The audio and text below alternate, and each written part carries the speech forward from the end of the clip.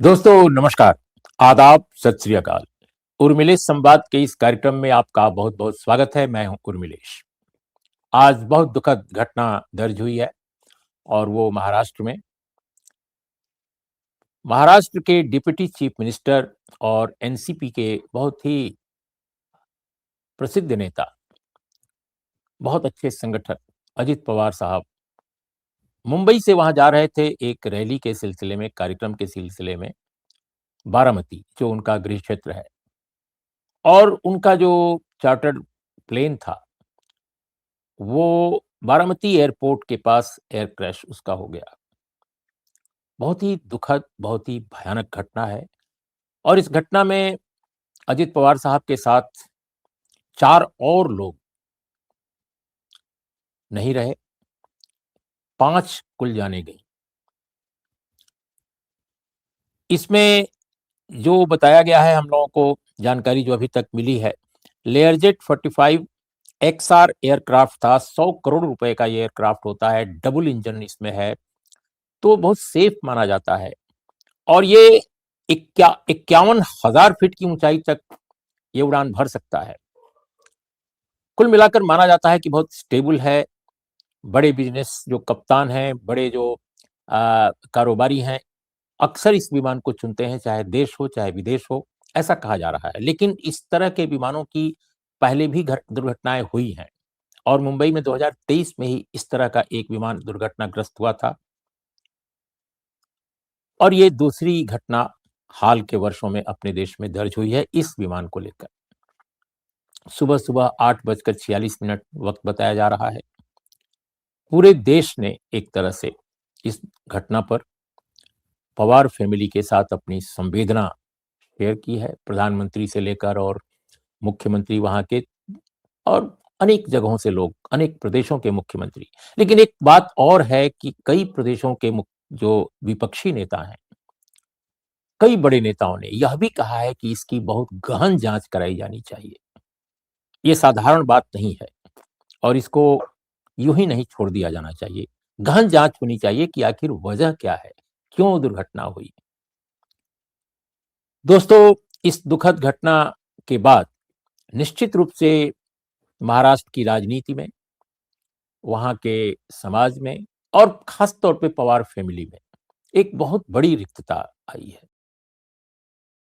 अजित पवार को जो लोग जानते हैं अच्छी तरह, उनमें एक व्यापक सहमति दिखती है कि उनकी चाहे आलोचना जितनी हुई हो अलग-अलग कारणों से, उनको लेकर चाहे जितने विवाद रहे हों, खास तौर पे दल-बदल को लेकर, खासकर अपने चाचा यानी शरद पवार से जुदा होकर, उनसे अलग होकर और उनको एक तरह से माना गया कि अ, बिट्रे किया, ये सब चीज़ें हुई हैं अपनी जगह, आलोचना। लेकिन सभी मानते थे, जो लोग भी उनके आलोचक थे, कि वो एक गज़ब के संगठक थे, बहुत ही बेहतरीन ऑर्गेनाइज़र थे और लोगों में बहुत लोकप्रिय थे। कोई भी व्यक्ति जो जाता था आम तौर पे निराश नहीं होता था। और मैं तो दिल्ली में रहता हूँ, महाराष्ट्र में नहीं रहता। लेकिन महाराष्ट्र मैंने कई बार कवर किया है, इलेक्शंस भी। और मैं आपको बताऊँ कि 2 इलेक्शंस के दौरान 2004 और 2024 मैं बारामती भी गया और बारामती में मैंने जो अपनी आँखों से जो देखा, शरद पवार के इलाके में, शरद पवार का दुर्ग कहे जाने वाले बारामती में भी अजित पवार की क्या पकड़! मुझे आज भी याद है कि एक रेस्तरां में हम लोग बैठे खाना खाने लंच के दौरान और हमारे साथ एक और सज्जन थे जो पुणे से गए थे। अ, और आप आश्चर्य करेंगे कि उस रेस्तरां के जो मालिक थे, वो स्वयं मराठा समुदाय से आते थे। जब शरद पवार और अजित पवार के बारे में तुलनात्मक कोई सवाल पूछा गया, तो उन्होंने अजित पवार को अपना नेता माना और इतनी मोहब्बत उनके प्रति दर्शाई कि आप कल्पना नहीं कर सकते। तो ये सब उनकी खूबियां रही हैं। आज हम इसी विषय पर बात करने जा रहे हैं। इस संक्षिप्त या लंबी जो भी आप कह लें, थोड़ी सी जरूरी थी ये टिप्पणी अ, कि अजित पवार के न रहने से महाराष्ट्र की राजनीति में जो एक जगह खाली हुई है, उनकी जगह जो खाली हुई है, उनके जैसे एक व्यक्ति को बहुत आसानी से नहीं इवॉल्व किया जा सकता है, कोई भी राजनीतिक दल हो। तो इसका क्या नतीजा निकलेगा? और दूसरी बात यह है कि एनसीपी के दोनों धड़ों की राजनीति पर क्या असर पड़ेगा? और तीसरी बात है कि पवार फैमिली पर क्या असर पड़ेगा, जिसके पास राजनीतिक एम्पायर भी है और फाइनेंशियल यानी आर्थिक साम्राज्य भी है। इन 3 सवालों पर हम अपने 2 खास मेहमानों से बात करेंगे और दोनों महाराष्ट्र की राजनीति को बहुत बेहतरीन ढंग से जानते हैं। हमारे साथ विवेक देशपांडे हैं, बहुत ही वरिष्ठ पत्रकार, नागपुर से वो जुड़ रहे हैं हमारे साथ। हमारे साथ प्रथमेश पाटिल हैं, पुणे से ज्वाइन कर रहे हैं, सीनियर जर्नलिस्ट हैं, इंडी जर्नल के एडिटर हैं। आप दोनों का बहुत-बहुत स्वागत है। सबसे पहले प्रथमेश मैं आपसे जानना चाहता हूं क्योंकि आप पुणे में बैठे हैं। ये जो दुर्घटना हुई है और जो एयर क्रैश हुआ है उस पर तो बहुत सारी बातें आ चुकी हैं, हम उनको रिपीट नहीं करेंगे, इसीलिए मैंने अपनी संक्षिप्त एक टिप्पणी में सारी बातें कह दी हैं। हम जो अपने दर्शकों श्रोताओं के सामने जो बात सामने रखना चाहते हैं वो ये कि आप हमें बताएं कि अजित पवार के न होने का क्या मतलब है, खासकर महाराष्ट्र की राजनीति में और खास तौर पे वेस्ट महाराष्ट्र की राजनीति में। बिल्कुल सर, सरकार के मायने में देखा जाए, अगर सरकार के कॉन्टेक्स्ट में देखा जाए तो बहुत सारे टिप्पणीकार एक वर्ड, एक सेंटेंस यूज कर रहे हैं इसको डिस्क्राइब करते हुए कि इस सरकार जो करंट गवर्नमेंट है उसमें मौजूद आखिरी सेक्युलर नेता चले गए हैं उनके रूप में। तो क्यों ऐसे कहा जा रहा है? तो अजित पवार चाहे बीजेपी के साथ और शिवसेना के साथ सरकार में हो, सत्ता में हो, वो उनको सपोर्ट करते रहे हो और उनके साथ उन्होंने 2 बार उप मुख्यमंत्री पद की शपथ भी ली हो, फिर भी उन्होंने पिछले 2, 3, 4 सालों में उनके एसोसिएशन बढ़ते हुए भी कभी भी मुस्लिमों के एलियनेशन के जो प्रोजेक्शंस है उस तरीके की राजनीति को कभी भी सपोर्ट नहीं किया। उन्होंने आज तक बिल्कुल आखिरी दम तक उन्होंने यही बात कही कि मैं शिव शाहू फुले अम्बेडकर की राजनीति का वारिस हूँ और मैं वही राजनीति चलाता हूँ। उनका जो आइडियोलॉजिकल कॉम्प्रोमाइज रहा हो वो फाइनेंशियल और जो विकास के मुद्दे हैं, जो विकास का एक एक्सक्यूज देकर बहुत सारे डिफेक्शंस हुए महाराष्ट्र में, उस बेसिस पर वो उनका कॉम्प्रोमाइज रहा। लेकिन मोटा मोटी ऐसे माना जाता है कि मुस्लिम उम्मीदवारों को उम्मीदवारी देना, टिकट देना, बहुत सारे मुस्लिम कार्यकर्ताओं को संभाले रखना और अलग अलग तरीके का ये जो रिप्रेजेंटेशन का मामला है उसमें भी कोई भेदभाव ना करना, इस तरीके के मुद्दों पर अजित पवार एक आखिरी इस डिस्पेंसेशन के आखिरी सेक्युलर नेता थे, ऐसे कहा जा सकता है। और दूसरी बात ये है कि अजित पवार जैसे कहा जाता है कि ये जो मॉडर्न टेक्निक्स है एडमिनिस्ट्रेशन के, जैसे पैसे संभालना, पैसा राज्य में कहाँ से पैसा आता है और कैसे पैसे बांटा जाता है, उसकी तरफ बारीकी से देखना, इसके जो करंट मायनों में नैतिक अनैतिक के परे जो हिसाब किताब है राज्य चलाने का, उसमें अजित पवार जितना अनुभवी शायद ही कोई था। शायद जयंत पाटिल नजदीक आए उनके उस तरीके से बजट एलोकेशन हैंडल करने में या राज्य का हिसाब किताब देखने में। और उनकी जो इंस्टीट्यूशनल समझ थी, अलग अलग इंस्टीट्यूशंस को किस तरीके से फंड्स खड़े करने हैं, उनका आर्किटेक्चर कैसा होना चाहिए, उनके ऑफिस, उनके दफ्तर कैसे होने चाहिए, तो एक तरीके से एक इंफ्रास्ट्रक्चर का सेंस और बजटिंग का सेंस, ऐसा एक रेयर कॉम्बिनेशन जो महाराष्ट्र के राजनीति में था उनके रूप में वो चला गया है और ये एक बहुत बड़ी स्पेस वो पीछे छोड़कर चले गए। विवेक जी, आप कैसे आई मीन अजित पवार साहब की राजनीति जो रही है और जो बात अभी प्रथमेश पाटिल कह रहे हैं कि फाइनेंशियल मैनेजमेंट को लेकर, रेवेन्यू को लेकर और जो एक बजट मेकिंग का प्रोसेस होता है उसमें पॉलिटिकल लोग आमतौर पर रुचि ज्यादा नहीं लेते, ज्यादातर ब्यूरोक्रेट्स पर छोड़ देते हैं, लेकिन कहा जाता है कि अजित पवार को इन सारी चीजों की बड़ी गहन जानकारी थी और जाहिर है फाइनेंस मिनिस्टर बने तो उसकी वजह भी है। तो आप कैसे देखते हैं कि उनका जो किरदार है इस सरकार में, क्या उस तरह के व्यक्तित्व का न होना एक एक मुश्किलात पैदा भी कर सकता है?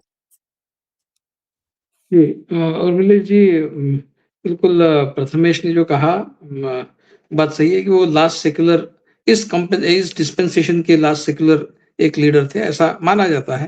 वो थे भी, मतलब कोई सवाल ही नहीं। जो बीजेपी के साथ को जुड़े हैं, वो एक मजबूरी में जुड़े हैं।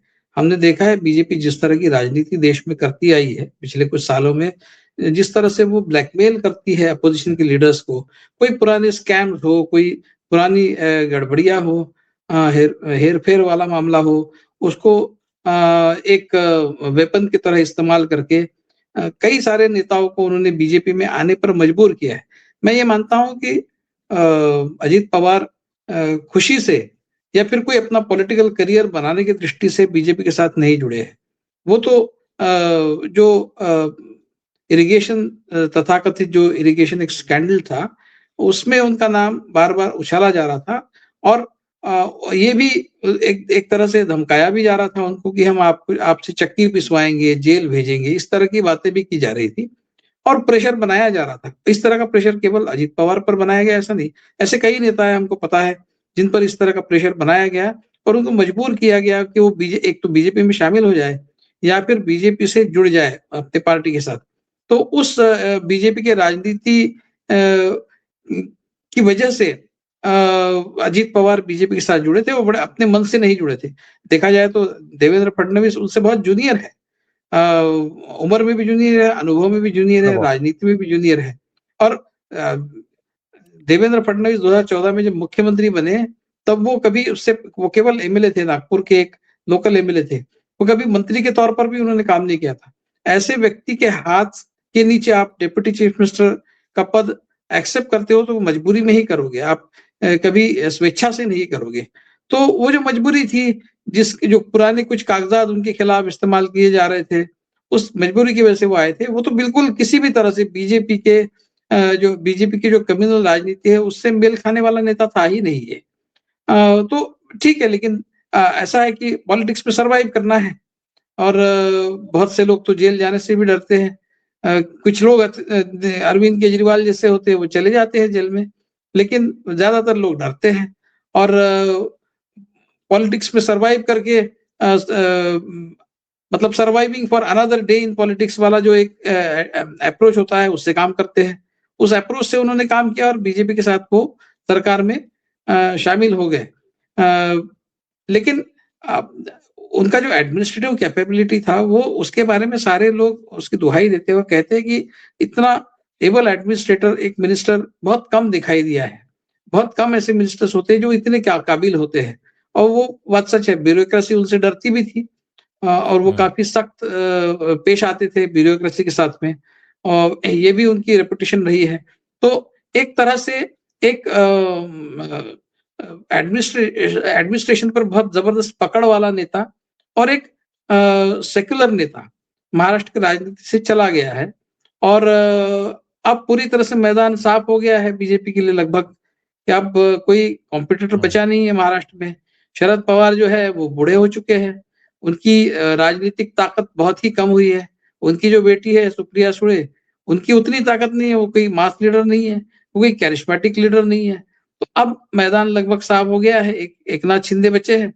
हो सकता है कि अजीत पवार के जो सारे विधायक हैं, उसमें से ज़्यादातर बीजेपी में शामिल हो जाए आने वाले समय में, क्योंकि राजनीति तो अपने भविष्य को सुरक्षित करने के लिए की जाती है।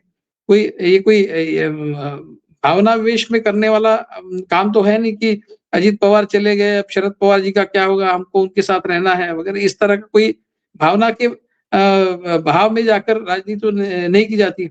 हर कोई अपनी राजनीति अपने राजनीतिक भविष्य को सुरक्षित करने के लिए करता है। उसी दृष्टि से अजीत पवार के साथ जो जुड़े हुए विधायक हैं, जो भी है, वो सारे अभी उनकी कोशिश ये रहेगी कि जहाँ पर उनके लिए सुरक्षित एक भविष्य हो, उस जगह वो चले जाएँ। आज महाराष्ट्र में भाजपा के अलावा दूसरी वो जगह नहीं है और वो वैसे भी भाजपा के साथ में अगर सरकार में जुड़े हुए हैं, तो भाजपा में शामिल ही क्यों ना हो जाए।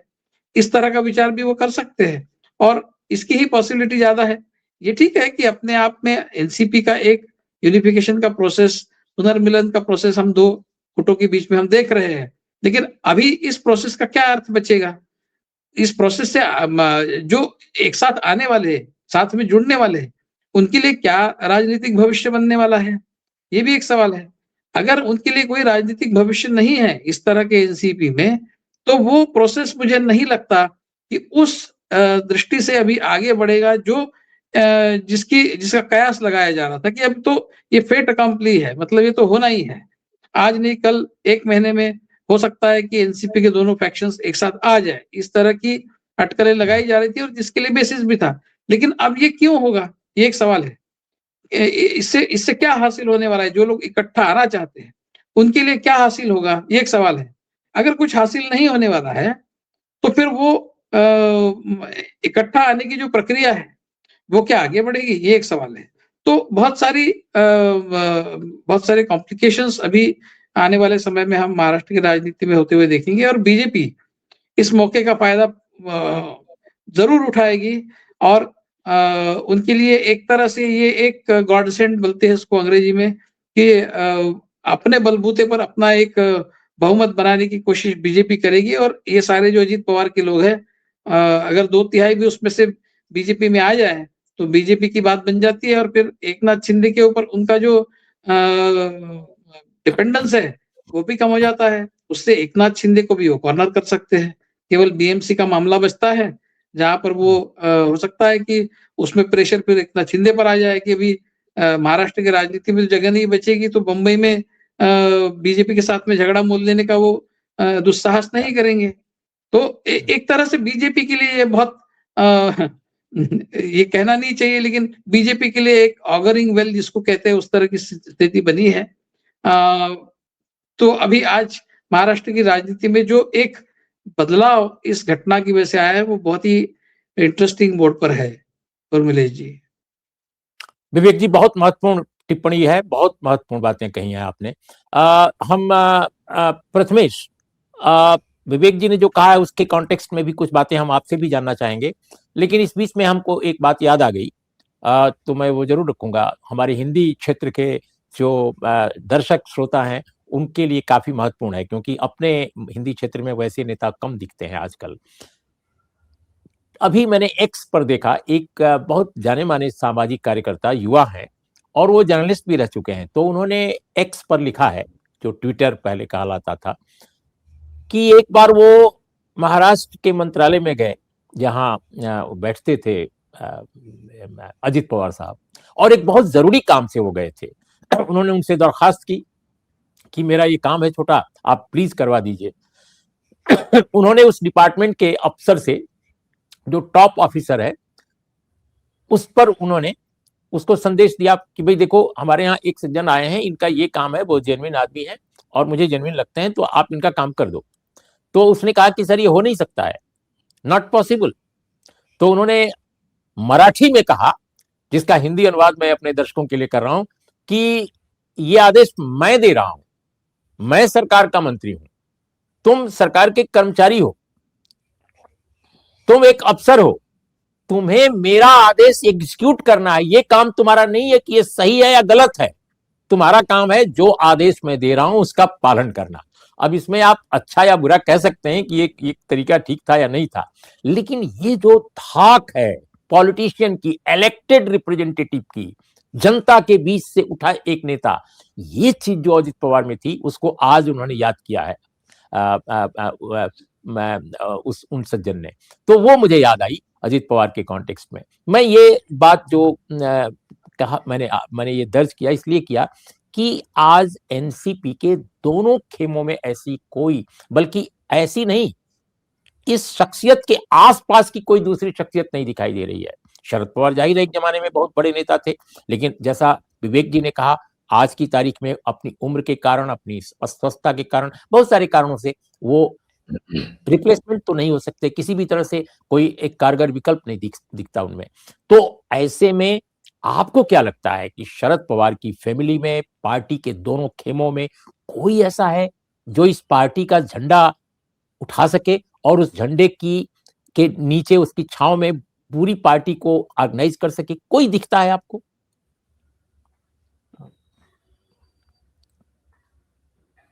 किसके प्रथमेश लिए? आपसे पूछ रहा हूं। जी जी। जी। हाँ, सर तो मुझे लगता है कि देखिए आपने बिल्कुल सही कहा कि ये पावर वैक्यूम तो बन चुका है पार्टी में और विवेक सर ने भी जो बात कही वो भी बिल्कुल सही है कि अब इसका जो क्या कहते हैं कि प्रयोजन जो है एनसीपी के होने का जो प्रयोजन है, उसका सवाल एक फंडामेंटल सवाल एनसीपी के आगे खड़ा हो जाएगा।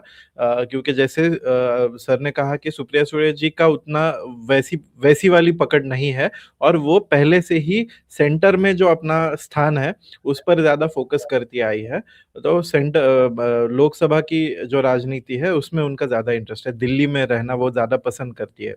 तो स्टेट लेवल पर एक पॉसिबिलिटी ऐसी दिखाई पड़ती है कि जयंत पाटिल जो है वो वैसे भी राज्य प्रभारी बन गए थे।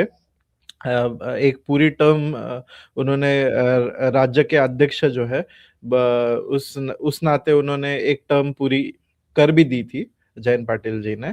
तो जयंत पाटिल वैसे देखा जाए तो अजित पवार के जैसा स्किल सेट जिनके पास होगा उनके आसपास जाने वाला एक चेहरा है, लेकिन जयंत पाटिल की उतनी जो कहते हैं महत्वाकांक्षा या इच्छा इस तरीके से पार्टी संभालने की या पार्टी को टेक ओवर करने की है। ऐसे उनके अध्यक्ष पद का जब उन्होंने रिक्वेस्ट किया, दरखास्त की कि मुझे इससे रिलीव किया जाए, तो उससे वो सवाल खड़ा होता है कि क्या वो इंटरेस्टेड होंगे ये ऐसी रिस्पॉन्सिबिलिटी लेने में कि पार्टी का पुनर्निर्माण करना है, पार्टी को टेक ओवर करके पूरी तरह से खड़ी करना है, कार्यकर्ताओं को फिर से जोड़ना है, ये नेगोशिएशंस करने हैं, ये टूटने वाले जो एमएलएज होंगे उनको समझाना है। ये सारा करने की उनकी कितनी इच्छा है, इस पर भी बहुत कुछ निर्भर होगा। लेकिन जयंत पाटिल शरद पवार के काफ़ी करीबी है, उनका जो वर्ड है उसको रिस्पेक्ट करने वाले नेता है।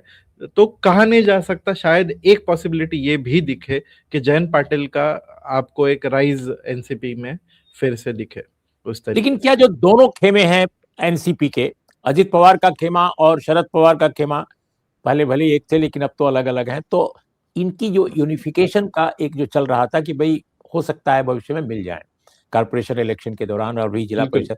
तो क्या दोनों तरफ गुडविल जयंत पाटिल के लिए है? सर अजित पवार देखिए, के खेमे में भी और इधर भी? एनसीपी का ब्रेकिंग जो है वो शिवसेना के ब्रेकिंग की तरह नहीं है, हम उससे तुलना नहीं कर सकते। शिवसेना में जो है वो जो वर्टिकल स्प्लिट हुआ वो बहुत ही फंडामेंटल और आइडियोलॉजिकल लेवल पर हुआ और वो जो उसका रूपांतरण जो है वो कटुता में और दुश्मनी में हुआ।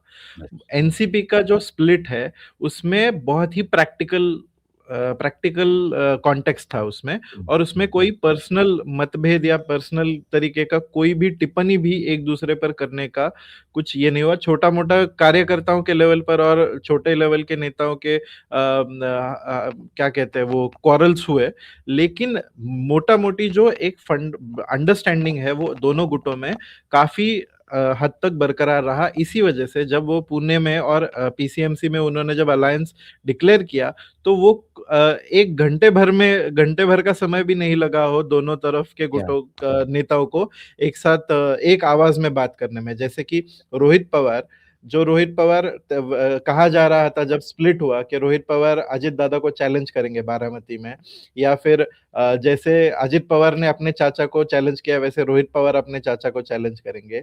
वही रोहित पवार पीसीएमसी में कहते हुए दिखे कि अजित पवार जो है वो केजीएफ के हीरो है। जैसे वो केजीएफ नाम की जो फिल्म है उसके जो हीरो है, उस तरीके से उनके जैसा दूसरा कोई रॉकस्टार नहीं है दूसरा कोई। तो ये इस तरीके का वो जो स्प्लिट है वो एनसीपी का स्प्लिट बहुत अलग है, बहुत प्रैक्टिकल है और बहुत सौम्य है। बहुत ही मतलब वो एक अंडरस्टैंडिंग के तहत किया हुआ गया हो, ऐसे मानने की जगह हो, ऐसे मानने की स्पेस हो, इस तरीके का वो स्प्लिट है। तो मुझे नहीं लगता कि इतनी कटुता उसमें होगी कि वो फिर से कुछ समझौता करने में कोई प्रॉब्लम आएगी, कोई अड़चनें आएंगी। लेकिन जैसे विवेक सर ने कहा उससे दूसरा प्रैक्टिकल एक सोल्यूशन उनके पास अभी मौजूद है कि बीजेपी के साथ डायरेक्टली जाना।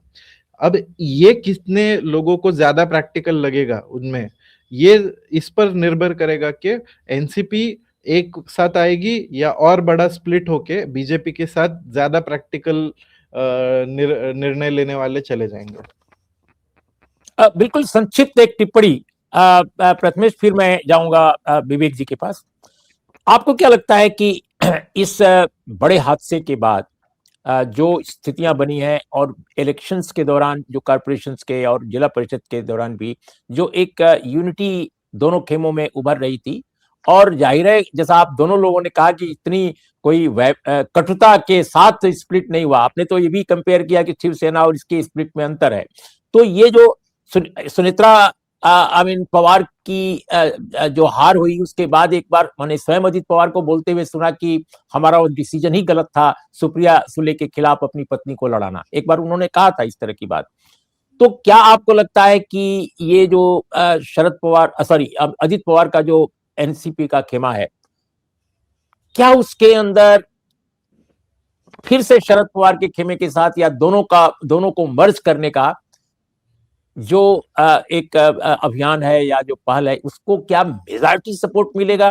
क्या मतलब एब्सोल्यूट मेजॉरिटी या थंपिंग मेजॉरिटी क्या इस तरह की मिलेगी? और फिर किसी भी नेता की अगुवाई में वो काम करने को तैयार होंगे, चाहे वो जयंत पाटिल हो, रोहित पवार हो, या सुप्रिया सुले हो, या कोई भी हो? क्योंकि जय और पार्थ ये तो दोनों राजनीति में अभी बिल्कुल उनके बारे में तो नहीं कहा जा सकता, क्योंकि वो ज्यादा इंटरेस्टेड शायद बिजनेस और अपने परिवार के अन्य कामों में है उनका।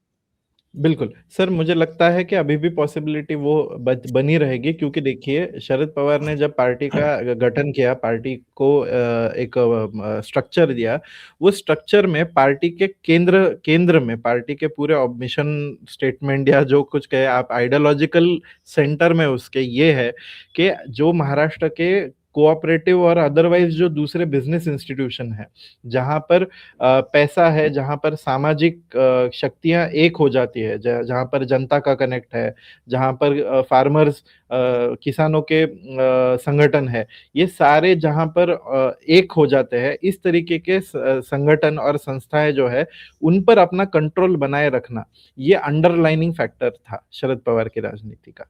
अब शरद पवार जब अपनी उम्र की वजह से ये नहीं कर पा रहे थे उतने एफिशिएंटली, या फिर उन पर वो ज्यादा दबाव आ रहा था, और ऊपर से बीजेपी का एक प्रेशर भी था इन संस्थाओं के राजनीति पर, तब अजित पवार का जो एक डैशिंगनेस है, उसके अंडर वो वही संस्थात्मक राजनीति वो कैरी कर सकते थे, इसलिए वो अजित पवार पर भरोसा उनके मेंबर्स ने दिखाया।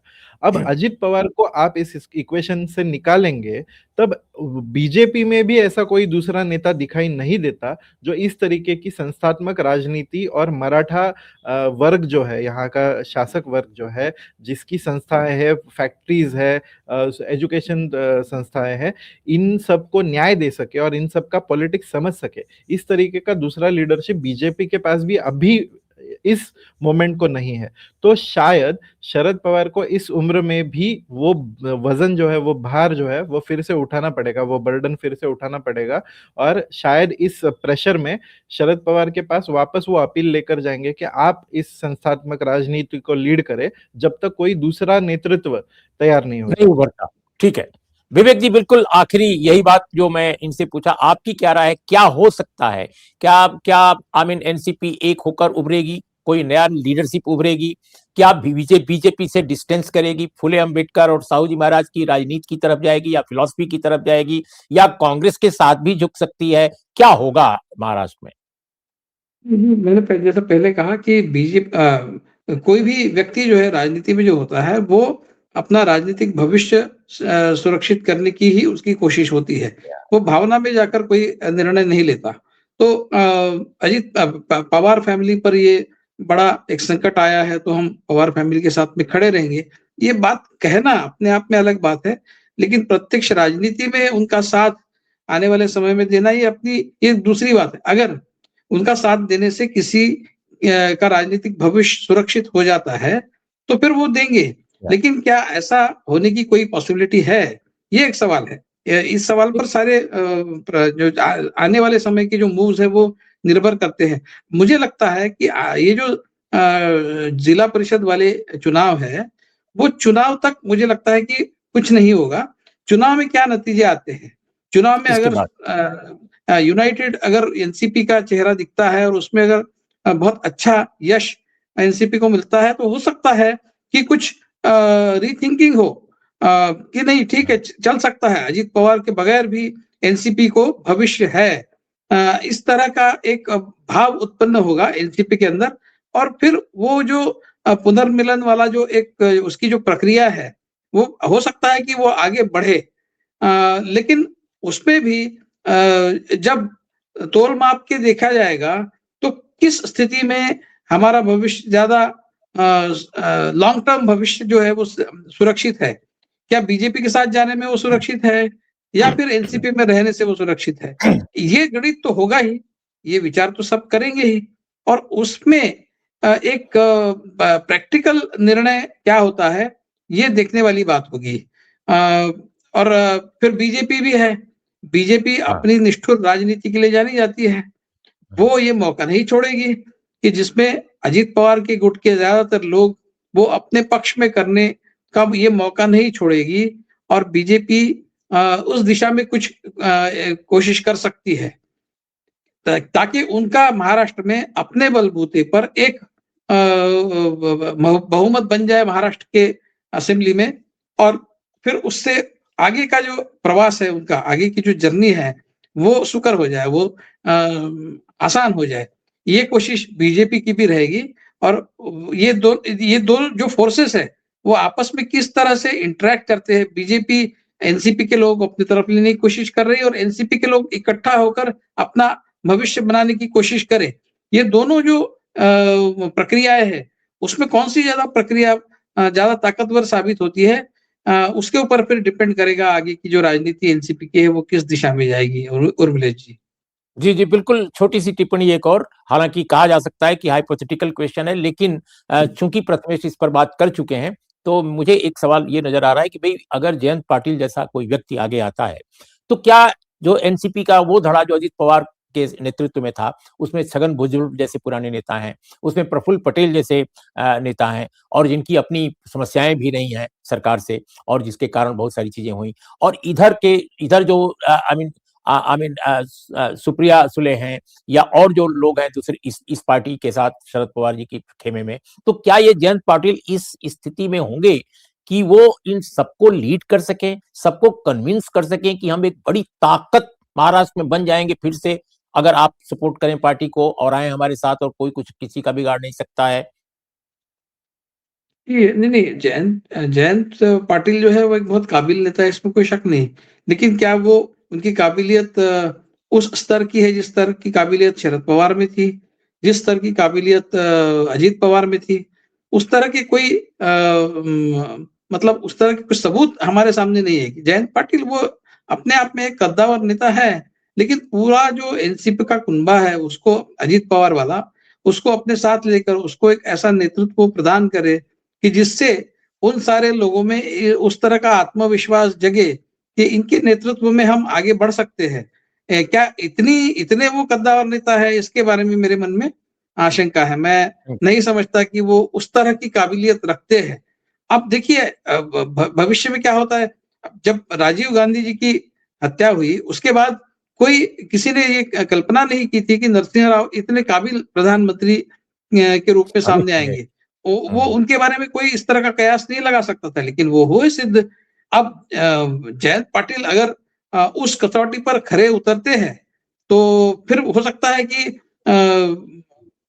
एनसीपी की दिशा जो है वो कुछ अलग दिखाई देगी। वो बीजेपी के और खींचे जाने वाली जो दिशा है उस दिशा में हमको वो देखने को नहीं मिलेगा। हमको दिखेगा कि एनसीपी अपनी एक दिशा निर्धारित कर रही है, और अपना एक इंडिपेंडेंट अस्तित्व जो है वो बना के रखेगी। तो वो आने वाले समय में जयंत पाटिल या फिर कोई दूसरे नेता किस तरह से अपनी काबिलियत को सिद्ध करते हैं, उसके ऊपर बहुत सारा दारोमदार रहेगा एनसीपी का। जी। बहुत बहुत शुक्रिया विवेक जी, और प्रथमेश आपको भी बहुत बहुत धन्यवाद। हम लोगों ने जो चर्चा की, मुझे लगता है कि परिस्थितियां क्या निकलेंगी, कैसे उभरेंगी, ये इसके लिए इंतजार करना पड़ेगा। तो दोस्तों, आपको हमारा ये कार्यक्रम कैसा लगा जरूर बताइएगा, और बिल्कुल चलते चलते एक बार पुनः हम अजित पवार साहब और वे तमाम लोग जो उस विमान में बैठे थे, खासकर पायलट, अटेंडेंट और उनके पीएसओ, सबके प्रति हम अपनी श्रद्धांजलि देते हैं। नमस्कार, आदाब, सत श्री अकाल।